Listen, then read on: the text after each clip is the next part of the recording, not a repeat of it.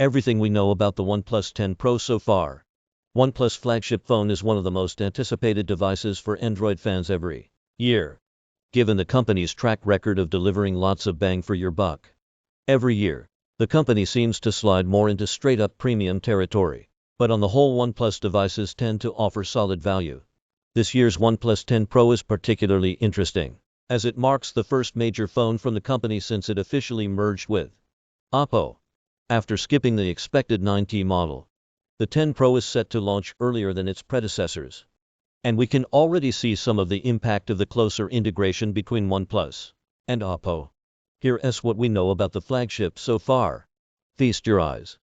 OnePlus is probably the worst company at keeping consistent design elements from one generation to the next, and the OnePlus 10 Pro is no different. For comparison, this was the OnePlus 9 Pro.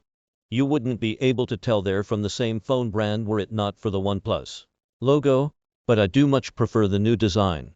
It's at least a little less generic than the previous one. That said, the way the camera bump melts into the metal frame of the phone seems rather similar to Samsung's similar effect on the Galaxy S21. And as usual, OnePlus isn't giving you too much in the way of color options. The phone will be available in black and green colorways. This part shouldn't be too surprising. It's a 2022 flagship, with the latest top-of-the-line Qualcomm chip and oodles of RAM. OnePlus hasn't revealed every detail just yet, but here's what we know so far. Note that these specs are for the Chinese release, and there's a chance the storage and RAM combinations may be different in other regions.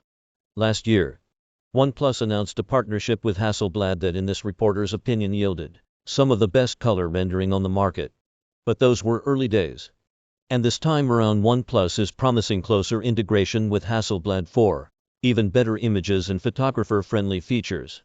First things first, here are some samples from the new shooter. OnePlus says its new camera shoots in full 10-bit color and can process 64 times more color than its predecessor. But more exciting to me is the ability to shoot in RAW while maintaining HDR processing and other computational photography elements. Most phones shoot RAW photos without any of the goodies that phones do so well, making them largely useless unless you can tightly control lighting. In terms of the actual hardware, OnePlus' new ultrawide camera offers a 150-degree field of view, which allows you to shoot fisheye photos. That said, because of the high-resolution 48MP sensor, you can still shoot images in a cropped view, with a more traditional 110-degree field of view. Meanwhile, new master styles offer aesthetics created by Hasselblad photographers for wildlife, portraits, and stylized photography. Lastly, there's a major improvement for videographers with a new movie mode, which allows you to adjust ISO, shutter speed, and more on the fly. You can also shoot in a log format for optimal color grading and maximum dynamic range. The good news, January 13th. The bad news, the above is only for China. The rest of the world will see the phone later in 2022, considering the 9 Pro launched globally in March of 2021. It expects its successor to be released by March the latest. But we have no official word from OnePlus on that matter.